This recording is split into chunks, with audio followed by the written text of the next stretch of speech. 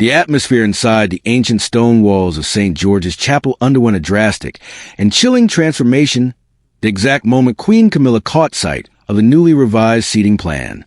It was not the soaring, resonant chords of ceremonial music, nor the heavy, velvet traditional robes worn by the nobility, nor even the centuries-old ritual itself that suddenly shattered the carefully orchestrated calm of the monarchy. Instead, the catalyst of the entire crisis was a single, solitary chair, a specific position within the choir stalls, and a highly visible structural declaration that Sophie Wessex had been deliberately placed ahead of her during one of the Crown's most sacred annual gatherings. Camilla deciphered the unspoken message instantly, realizing with absolute certainty that this calculated rearrangement was no clerical error or accidental oversight by the palace staff. The Queen Consort came to such an abrupt halt that the senior usher walking directly beside her nearly lost his footing and footing rhythm, struggling to maintain the severe, silent dignity demanded by the occasion. The Garter Service, which stands as the monarchy's most ancient and revered gathering honoring the noble order of the Garter, holds immense geopolitical and social weight precisely because it is never merely a religious church event. It serves as a highly scrutinized, living public map of absolute rank, personal loyalty, and royal favor. Within these walls, every physical step taken by a member of the royal family says something profound to the watching world, but every assigned chair says infinitely more. Now, the reigning Queen Consort was being explicitly directed to occupy a seat positioned directly behind Sophie, a woman whose years of quiet, uncomplaining service to the institution had finally become completely impossible for the palace hierarchy to ignore. Sophie herself did not smile when she noticed the shifting dynamics, nor did she attempt to claim the heavy atmosphere of the moment for personal validation. Instead, she held herself in a rigid, careful stillness, perfectly aware that a single wrong glance, a momentary smirk, or misplaced gesture could instantly transform her quiet institutional duty into an overt public triumph over the king's wife. Camilla's eyes darted aggressively from the designated wooden chair to the folded piece of seating paper held in the usher's trembling hand, her regal facial features tightening with a deep, personal hurt that swiftly hardened into an unyielding expression of cold steel. King Charles witnessed the entire sequence unfold from his vantage point, knowing immediately that his wife had not merely been placed in a lower physical row. She had been systematically exposed before the highest chapel officials, demonstrating that her grand title could not automatically erase the historical weight of earned respect within the family structure. Sensing the escalating danger, a nearby courtier moved with lightning speed, folding the official seating document and drawing it tightly back against his chest, as though the paper itself had suddenly become physically hazardous to touch.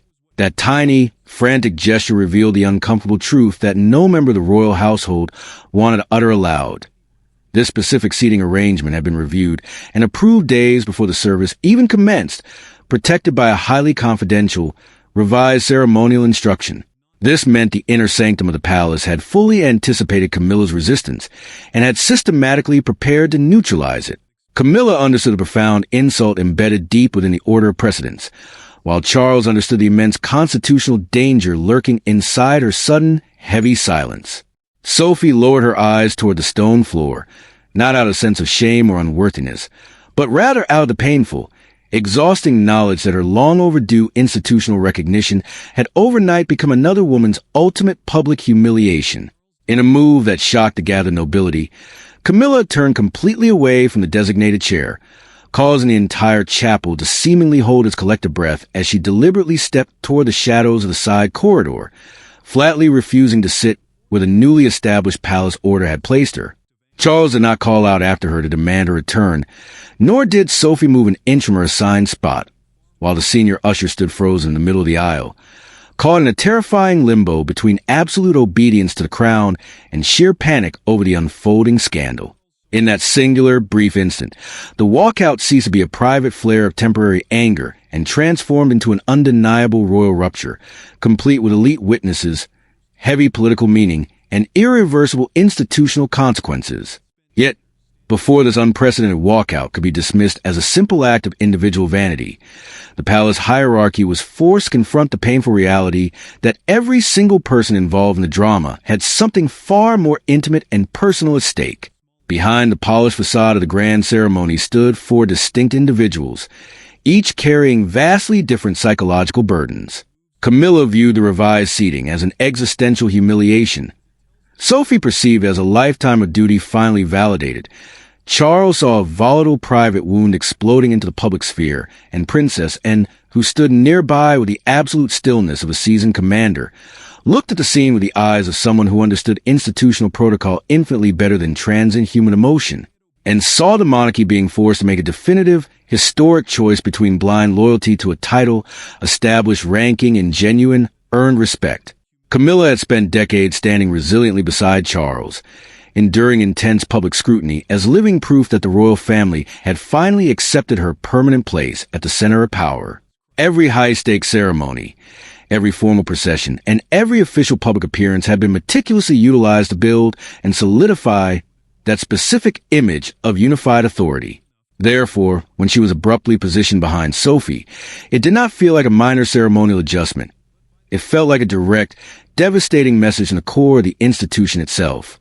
The formal ceremonial order, which dictates who enters first, who sits in the front row, and who moves during these high-profile events, matters profoundly because it telegraphs to the global public who is currently trusted, who is being truly honored, and who must step back and wait. Sophie understood that institutional weight better than anyone, having spent her entire royal life never fighting loudly for public recognition, never demanding media attention, and never turning her personal loyalty to the crown into a theatrical performance. Her significance within the modern monarchy had grown slowly, organically, through decades of quiet service and an unwavering obedience to the late Queen Elizabeth's exacting standards. That was precisely why the sudden shift in the seating plan cut so deeply into the fabric of the family. Sophie's rise had not been achieved through media manipulation, scandal, or palace pressure, but through sheer patience, and yet the ultimate reward for her long discipline had unexpectedly become the spark for another woman's intense emotional pain. Camilla gripped the delicate edges of her formal gloves as the full weight of the situation settled into her mind. She knew with absolute certainty that the television cameras and the public would see Sophie positioned ahead of her, and in the unforgiving world of royal pageantry, being seen in a lesser position is never harmless. It instantly becomes permanent historical memory. It becomes public judgment, and it transforms into a toxic whisper that travels through the palace corridors faster than any official press release. The Queen Consort required no courtier to explain the long-term ramifications to her. Her expression hardened because she knew that the specific placement would be universally read as a quiet demotion, even if no official dared to use that word in her presence. Sophie maintained a perfectly calm facade, but that external composure did not equate to internal comfort. She glanced briefly toward Prince Edward, and that single, fleeting look carried the entire weight of everything she was legally and socially forbidden to say aloud. Edward responded with a small, steady nod, an act of protective solidarity, reminding his wife that maintaining absolute dignity was their only safe path through the gathering storm. He knew Sophie had earned this moment of respect, but he also knew that Camilla would never accept such a public shift quietly, meaning success had finally arrived for his wife, but it had arrived wrapped in intense palace hostility. Charles felt the institutional pressure tightening around him like a vice before the religious service had even officially begun. A folded, confidential note had been placed directly into his hand by a senior advisor, confirming in brief, unyielding prose that the seating arrangements had been formally reviewed at the highest level and would absolutely not be changed under any circumstances. The king read the brief message once, then stared at it again, his prolonged silence becoming a heavy confession of his own powerlessness in that moment. He knew Camilla would feel utterly exposed to the public eye.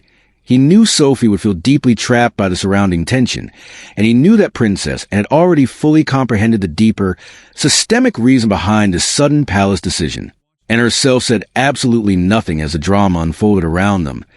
And it was precisely that unyielding silence that made her physical presence so incredibly powerful. She did not attempt to defend the new seating order. She did not try to soften the emotional blow for Camilla, and she did not rescue anyone from the brutal meaning of the arrangement. Her quiet stance strongly suggested a deep, prior knowledge of plan, and that knowledge pointed directly backward to a hidden past event.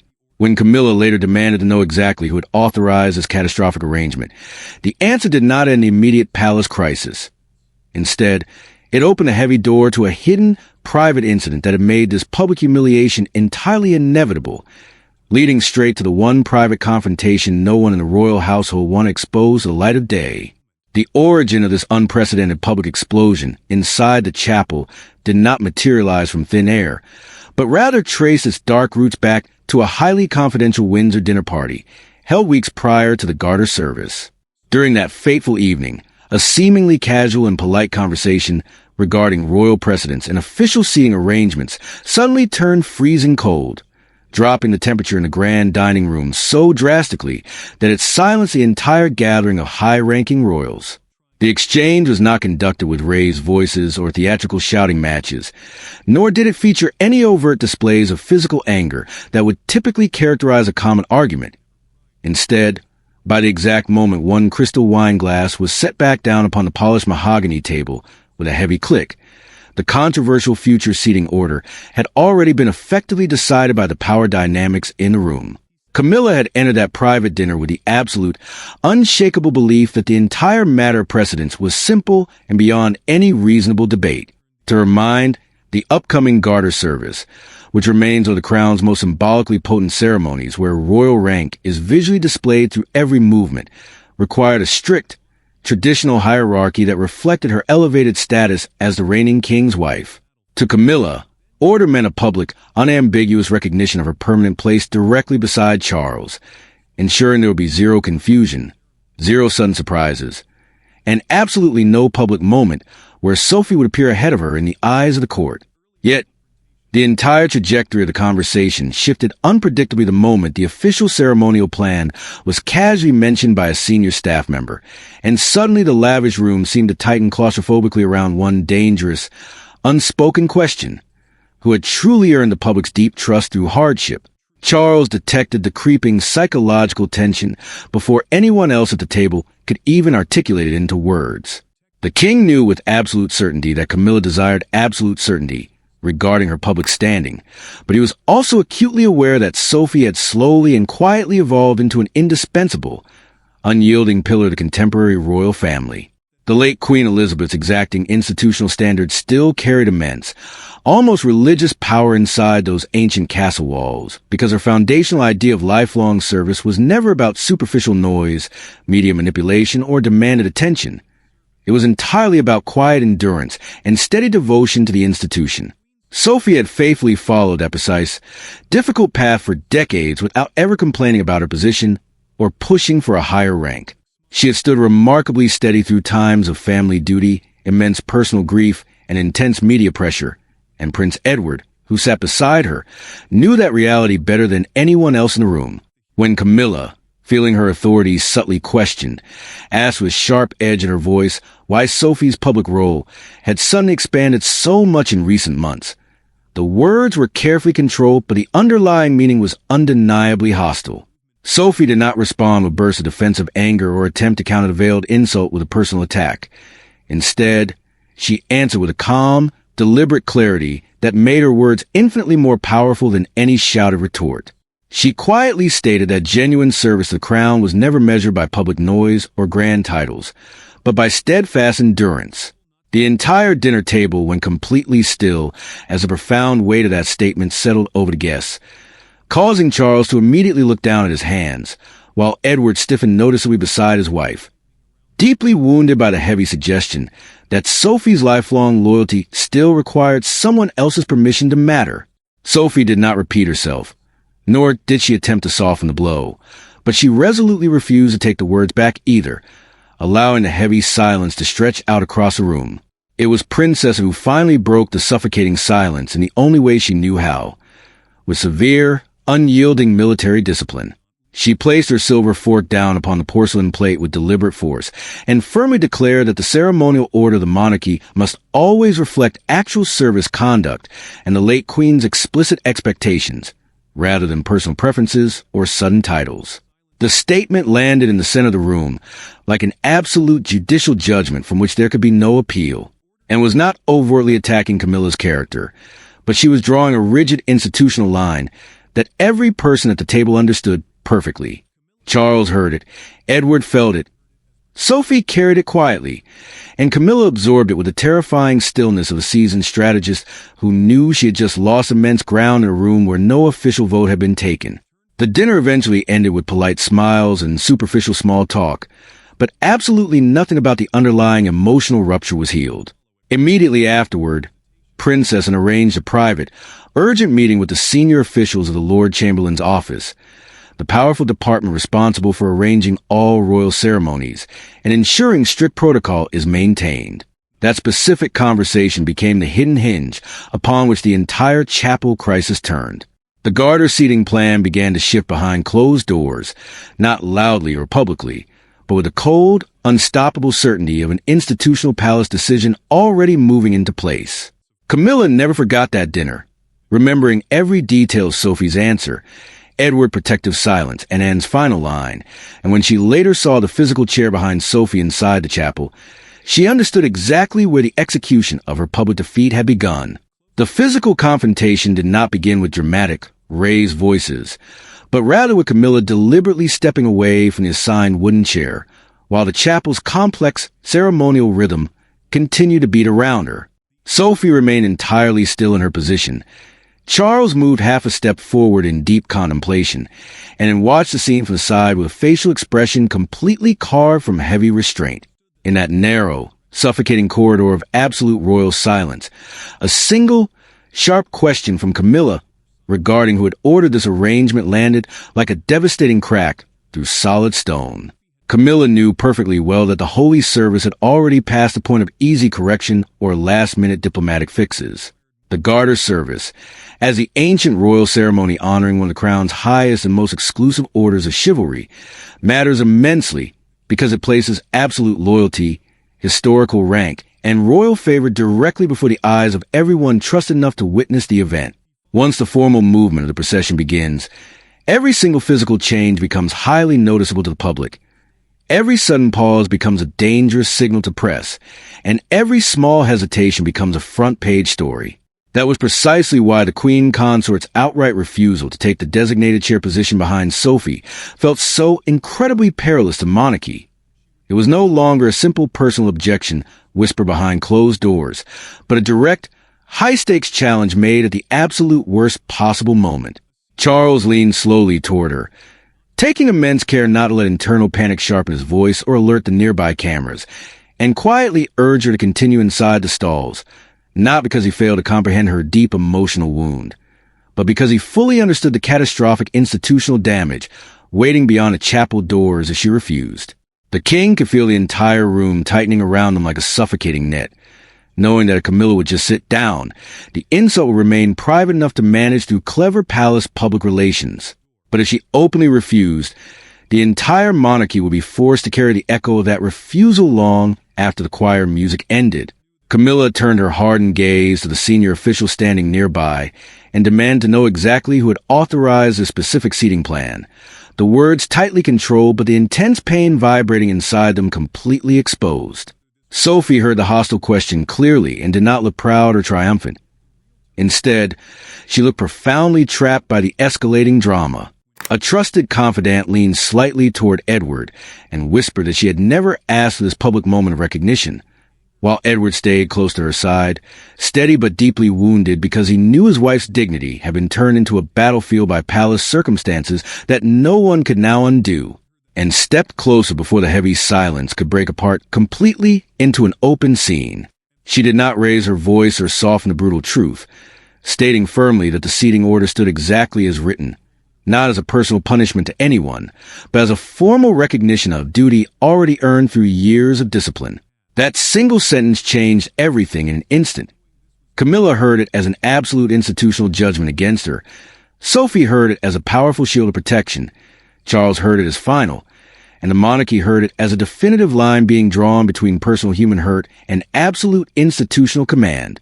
Camilla flatly refused to sit, turning away from the row and moving toward the side corridor, leaving behind the empty chair that had exposed far more than any official speech could have ever revealed. Charles did not follow her immediately, and that brief hesitation cut deeper than any words, as the king remained exactly where duty required him to stand while the queen consort carried her deep humiliation away from the ceremony. In that precise pause, the balance of palace power shifted unmistakably. The immediate aftermath of Queen Camilla's sudden departure did not trigger an instant operational collapse of the Garter Service, but rather force a monarchy into a cold, terrifying demonstration of its own structural resilience. While the queen consort stood hyperventilating in the tight confines of a private royal antechamber, clutching her formal gloves so hard that her knuckles turned white, the centuries-old religious procession inside the main chapel continued forward without a single second of hesitation. This was the ultimate, unspoken cruelty of the institution that Camilla had fought so desperately to conquer. The grand state ritual did not stop for her tears. No emergency corrections were made to the program, and no frantic courtiers came running down the hallway to beg for her immediate return. Outside the main hall, she was forced to listen to the distant, echoing chord of the choir music, a sound that proved with absolute, chilling certainty that the British crown could seamlessly survive her physical absence.